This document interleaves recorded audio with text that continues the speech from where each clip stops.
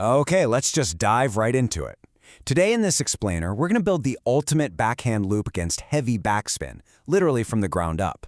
Whether you're a parent coaching a future champion, or you're just out there trying to absolutely dominate your local club, mastering this exact shot, yeah, it's a total game changer. But let's be real for a second. Lifting heavy underspin is also incredibly frustrating.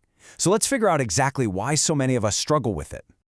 Ask yourself, why do your backhand loops keep dumping into the net or just randomly flying way off the table? Well, if that sounds completely familiar, you're probably making the single most common mistake out there. You're just yanking your arm upwards. But here's the thing. The real secret to lifting heavy backspin isn't some massive wild arm swing. It's actually all about a super compact, body-driven kinetic chain. And surprisingly enough, that whole entire chain starts right in the palm of your hand. Think about your grip for a second. When you press your thumb down hard on the racket, you're completely locking up your wrist. And doing that instantly kills your spin potential. Literally zero flexibility. Instead, you've got to adopt a pro-level grip. The golden rule here? Never, ever squeeze the racket tightly.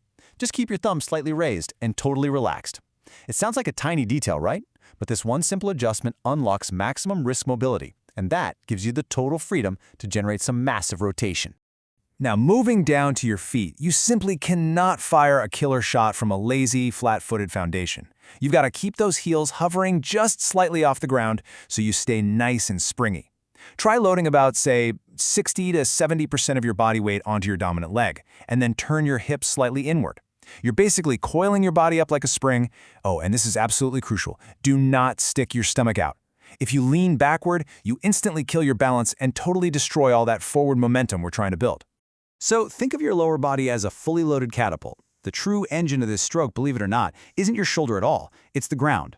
First, you compress all that weight into your dominant leg.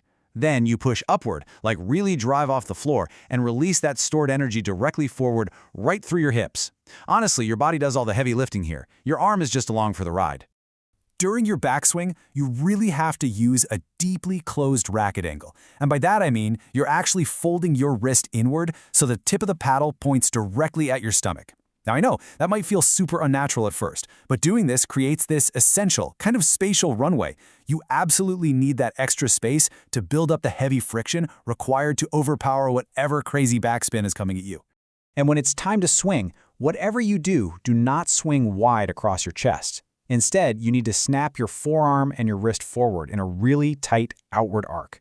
Think of it like snapping a wet towel, or trying to violently flick water off your paddle in one lightning-fast motion. And here's the real kicker. You have to hit the brakes abruptly right after making contact.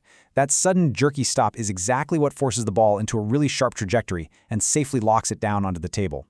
But look, all these flawless mechanics, they mean absolutely zero if your timing is off. You have to track the bounce like a hawk. Let the ball hit its absolute peak, pause for just a microscopic fraction of a second, and then strike exactly as it enters that early descending phase. Hitting the ball in this incredibly specific split-second window is what gives you the perfect, optimal angle to lift it safely and with serious power. It really all boils down to this one golden rule. The upward lift comes entirely from your legs, but that aggressive, biting rotation, that comes from your hands. It's a synchronized explosion of energy, right? By syncing up the upward push of your core with the really sharp outward snap of your wrist, your lower body is providing the arc, while your nice, relaxed hand provides all the spin. So the next time you hit the tables, I want you to really focus on maintaining that relaxed grip and keeping your core coiled. Stop yanking your arm and start using the ground underneath you. Are your next backhand loops going to just sadly clip the net? Are they going to explode past your opponent with literally untouchable spin? Honestly, the choice is entirely in your mechanics now. Get out there, test this kinetic chain, and start dominating those rallies.